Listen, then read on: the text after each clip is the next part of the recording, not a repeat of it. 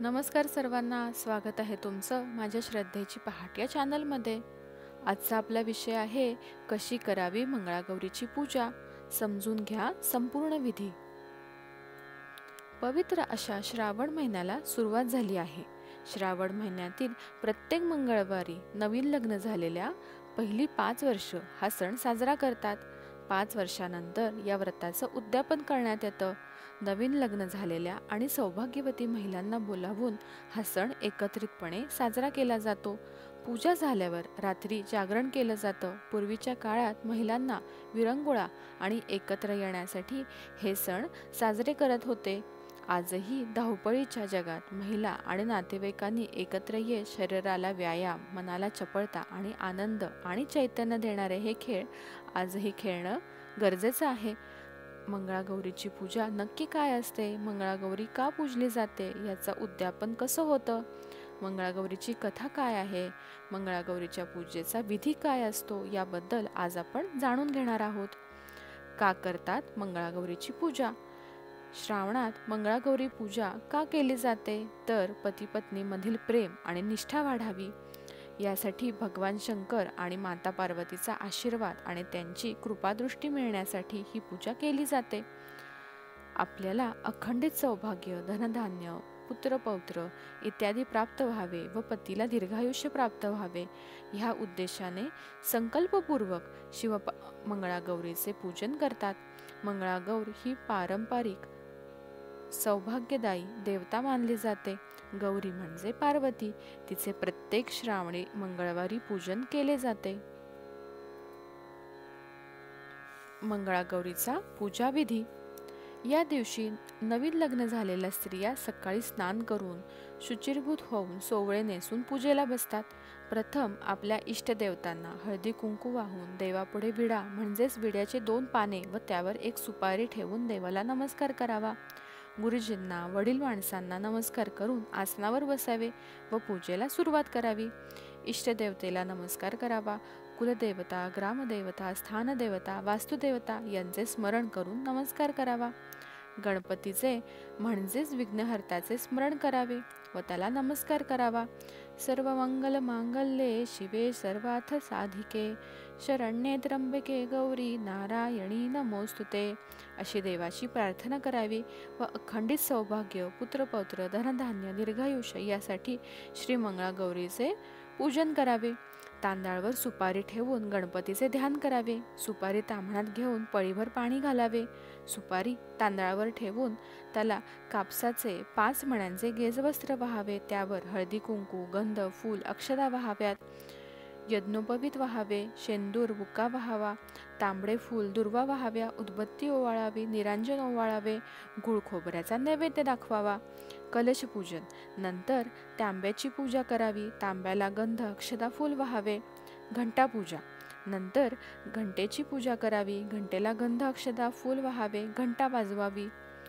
फुलाने पूजेसाठी घेतलेल्या साहित्यावर पाणी शिंपडून नंतर ते आपल्या अंगावर शिंपडावे। आता मंगळागौरीवर अक्षता वाहून नमस्कार करावा। तिला येण्यासाठी आवाहन करावे। मंगळागौरीला ताम्हणात घ्यावे। मंगळागौरीला सुवासिक तेल लावून गरम पाण्याने स्नान घालावे। तिच्यावर गंध, अक्षता व फुलमिश्रित पाणी घालावे। पुन्हा पळीवर पाणी घालावे। नंतर पंचामृत स्नान घालून पुन्हा शुद्धोदक स्नान घालावे। नंतर अक्षता वाहाव्यात। मंगळागौरीला तांदळावर ठेवावे। कापसाचे 16 मण्यांचे गेजेवस्त्र वाहावे। अत्तर लावावे। चोळीबद्दल अक्षता वाहावी। गंध लावावे। आता हळदी कुंकू वाहावे। सर्व अलंकार प्रित्यर्थ अक्षता वाहाव्यात। शेवटी सर्व प्रकारची फुले व बेल आणि इतर पत्री वाहाव्यात। वेगवेगळ्या झाडांच्या पत्री, फुले वापरले जातात। यात 16 प्रकारच्या पत्री असतात। या व्रतासाठी बेल, मोगरा, माका, धोत्रा, चाफा, बोर, दुर्वा, आघाडा, कण्हेर, जाई, डाळिंब, शमी, तुळस, रुई, बकुळ, अशोक या वृक्षांची पाने वाहिली जातात। नंतर धूप दाखवावा। दिवा ओवाळावा। चौकोनी मंडळ करून दुधाची वाटी ठेवून नैवेद्य दाखवावा। देवीला विडा, केळे, पेरू इत्यादी ठेवून महादक्षिणा ठेवून त्यावर उदक सोडावे। कापूर काडवातीनं ओवाळावे व तिला नमस्कार करावा। देवीची प्रार्थना करावी, हे देवी, तुझे आज माझ्याकडे आगमन झाले आहे. तू विसर्जन होईपर्यंत जाऊ नकोस. मी तुला शरण आली आहे. तू माझे दुःख आणि दारिद्र्य दूर कर. सुखसंपत्ती दे. मला पुत्र धनधान्य दे. सौभाग्य दे. हे मंगळागौरी, मी तुला मनापासून नमस्कार करते. यानंतर देवीला विविध फुलांची आरास करावी. तांदूळ, पांढरे तीळ, जिरे, मुगाची डाळ अशा धान्यांची मूठ अर्पण करावी. त्यानंतर मंगळागौरीची कथा सांगून मंगळागौरीची या पूजेनंतर पुरणाच्या दिव्यांनी आरती करावी. मंगळागौरीच्या पूजेसाठी 5 नवविवाहित महिलांना बोलावले जाते. त्यांना पूजेनंतर भोजन दिले जाते. मंगळागौरीची पूजा असेल त्यांच्या घरी संध्याकाळी बायकांना हळदी कुंकवासाठी बोलवतात व त्यांना फराळाचे दिले जाते. मंगळागौर व्रताचे उद्यापन. मंगळागौरीच्या व्रताचे उद्यापन लग्न झाल्यापासून 5व्या वर्षी श्रावणातील शेवटच्या मंगळवारी केले जाते. असे शक्य नसल्यास इतर कोणी मंगळागौर व्रताचा थाट मांडला असल्यास त्यासोबत व्रताचे उद्यापन करता येतं. पुण्यवाचन करण्याकरता होम हवनासाठी भटजींना बोलावतात. त्याच ठिकाणी द्यायचे वाण ठेवतात. आई वडिलांना वाण दिले जाते. मुलीने आईला नागाची मूर्ती देण्याची पद्धत आहे, तर आईने मुलीला आणि जावयाला ताटामध्ये लाडू किंवा वड्या घालून द्यायची पद्धत आहे. यामागं मंगळागौरीची पारंपरिक कथा आहे. या कहाणीतला नवरदेव अल्पायुषी असतो. त्याला दंश करण्यास साप येतो, पण त्या नववधूच्या मातेने मंगळागौरीचे व्रत केल्याने हा नवरदेव वाचतो. त्यावेळी त्या सापाचे रूपांतर हारात होते. म्हणून याच्या उद्यापनाला आईला वाण म्हणून यामध्ये एकसर काळे मणी आणि सोन्याचा मणी, जोडवी, कुंकू, कंगवा, आरसा दिला जातो. वडिलांना पोशाख म्हणून कपडे दिले जातात. मंगळागौरीची आरती. जय देवी मंगळा गौरी, ओवाळीन सोनिया ताटी. जय देवी मंगळा गौरी, रत्नांचे दिवे, माणिकांच्या वाती, हिरे या ज्योती. जय देवी मंगळा गौरी. मंगळमूर्ती उपजली कार्या, प्रसन्न झाली अल्पायुषी राया. तिष्ठली राज्यबाळी, अयोषण द्यावया. जय देवी मंगळा गौरी, ओवाळीन सोनिया ताटी. जय देवी मंगळा गौरी, पूजेला ग आणि ती जाई जुईच्या कळ्या. 16 तिकटी 16 दुर्वा, 16 परींची पत्री जाई जुई अबुल्या. शेवंती नाग चाफे, पारिजातके मनोहरे. नंदेटेत गरे, पूजेला ग आणिली. जय देवी मंगळा गौरी, ओवाळीन सोनिया ताटी. जय देवी मंगळा गौरी. साळीचे तांदूळ, मुगाची डाळ, आळणी खिचडी रांधी ती नारी. आपुल्या पतीलागी सेवा करीती फार. जय देवी मंगळा गौरी, ओवाळीन सोनिया ताटी. जय देवी मंगळा गौरी. डुमडुमे डुमडुमे वाजंत्री वाजती, कळावी काकणे कौरीला शोभती. शोभती बाजूबंद कानी कापांचे गवे, ल्याईली अंबा शोभे. जय देवी मंगळा गौरी, ओवाळीन सोनिया ताटी. जय देवी मंगळा गौरी. नाऊनी माखूनी मौनी बैसली, पाटाबाची चोळी क्षीरोदक नेसली. स्वच्छ बहुत होऊनी अंबा पूजू लागली. जय देवी मंगळा गौरी, ओवाळीन सोनिया ताटी. जय देवी मंगळा गौरी.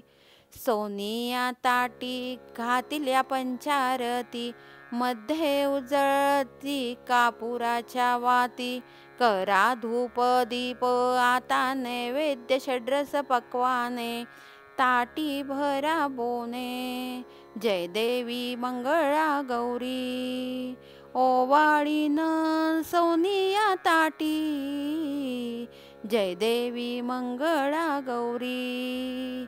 लवला हे तिघे काशीसी निघाली, माऊली मंगळा गौर भिजवू विसरली. मागुती परतून आली, अंबा स्वयंभू देखिली. देऊळ सोनियाचे खांब हिरे यांचे, कळसवरती मोतियांचा. जय देवी मंगळा गौरी. ओवाळीन सोनिया ताटी, जय देवी मंगळा गौरी. जय देवी मंगळा गौरी. आता आपण मंगळागौरीची आरती ऐकली. सकाळी आपण जेव्हा पूजेचा विधी करतो तेव्हा पूजा झाल्यावर आरती म्हणतो. ती आरती पूर्ण न म्हणता शेवटचं कडवं शिल्लक ठेवून म्हटली जाते. व जेव्हा संध्याकाळी बायकांना हळदी कुंकवासाठी बोलवतो तेव्हा सर्वजण एकत्र येऊन पुन्हा मंगळागौरीची आरती म्हणतात, तेव्हा ती पूर्ण म्हटली जाते.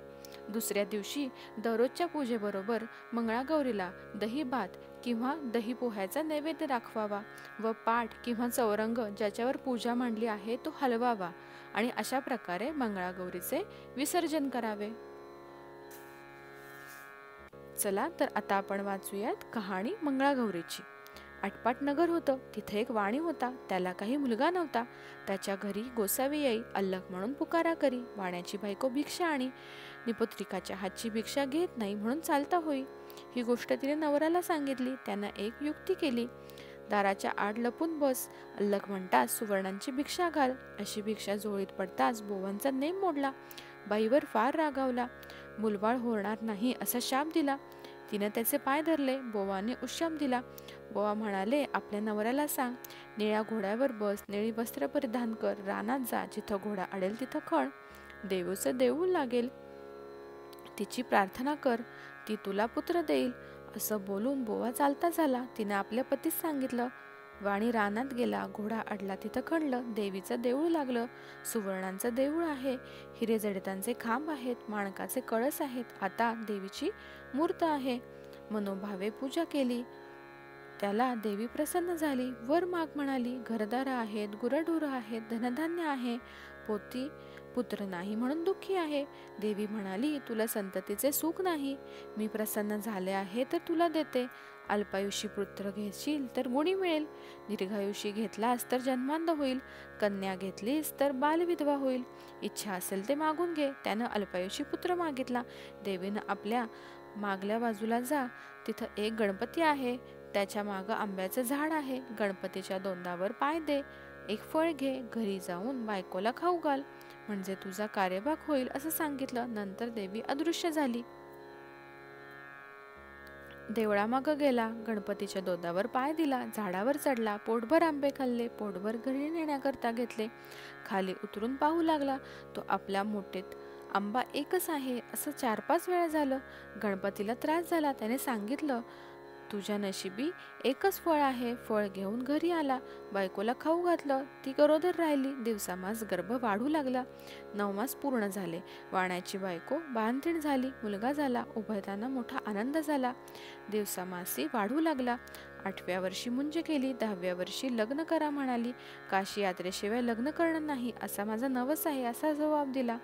काही दिवसांनी मामा बरोबर यात्रेस पाठवलं. मामा भाचे काशीत जाऊ लागले. जाता जाता काय झालं, वाटेत एक नगर लागलं. तिथं काही मुली खेळत होत्या. त्यात एकमेकींचं भांडण लागलं. एक गोरी भुरकी मुलगी होती. तिला दुसरी मुलगी म्हणू लागली, काय रांदवाड आहे, काय रांदवाड आहे. तेव्हा ती मुलगी म्हणाली, माझ्याही मंगळागौरीचं व्रत करते.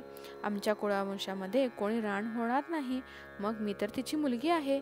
हे भाषण मामाने ऐकलं. त्याच्या मनात आलं, हिच्याशी आपल्या भाच्याचं लगीन करावं, म्हणजे हा दीर्घायुषी होईल.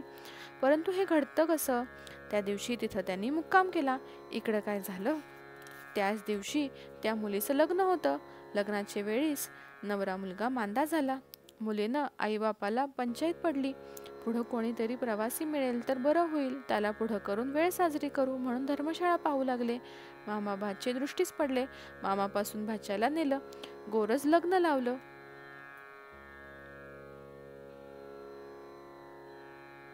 उभयतांना गौरीहारापाशी निजवलं. दोघं झोपी गेले. मुलीला देवीनं दृष्टांत दिला, अगं अगं मुली, तुझ्या नवऱ्याला दंश करायला सर्प येईल, त्याला पिण्याकरता दूध दे ठेव, एक कोरा करा जवळ ठेव, दूध पिऊन सर्प कऱ्यात शिरेल, आंगच्या चोळीनं तोंड बांधून टाक, सकाळी उठून आईला दे वाण दे.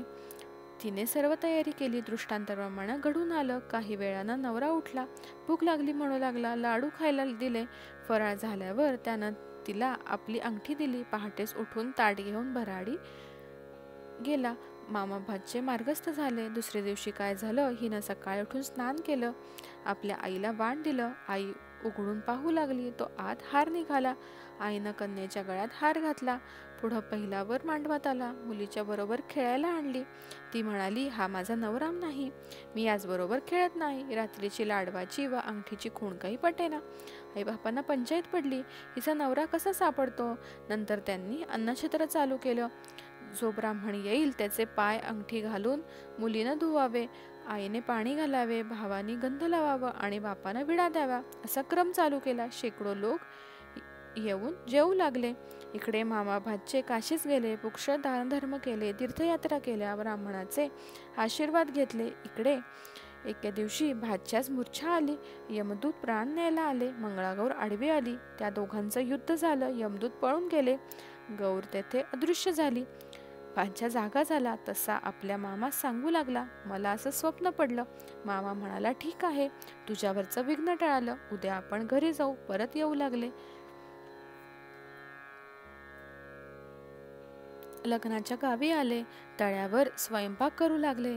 दासींनी येऊन सांगितलं, इथं अन्नछत्र आहे, तिथं जेवायला जा. ते म्हणाले, आम्ही परान्न घेत नाही. दासींनी यजमानीस सांगितलं. त्यांनी पालखी पाठवली. आदरातिथ्यानं घरी नेलं. पाय धुताना मुलीनं नवऱ्याला ओळखलं. नवऱ्यानं अंगठी ओळखली. आईबापांनी विचारलं, तुझ्याजवळ खूण काय आहे. त्यानं लाडवाचं ताट दाखवलं. सर्वांना आनंद झाला. भोजन समारंभ झाला. मामा भाचे सून घेऊन घरी आले. सासूनं सुनेचे पाय धरले. तुझ्यामुळं माझा मुलगा वाचला असं म्हणाली. तिनं सांगितलं, मला मंगळागौरीचं व्रत असतं. ही सगळी तिची कृपा. सासर माहेरची घरदारची माणसं सर्व एकत्र आली आणि त्या व्रताचं उद्यापन केलं. मंगळागौर तिला प्रसन्न झाली. तशी तुम्हा आम्हा होवो आणि आपलं सौभाग्य अखंड राहावं, इतकीच देवाची प्रार्थना करा. ही धर्मराजाला कृष्णानं सांगितलेली 60 उत्तराची कहाणी 5 उत्तरी सुफळ संपूर्ण.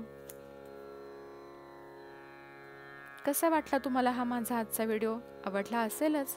जर आवडला असेल तर प्लीज माझ्या चॅनलला लाईक करा आणि माझ्या चॅनलला सबस्क्राईब करायला विसरू नका आणि असेच माझे व्हिडिओ बघत राहा.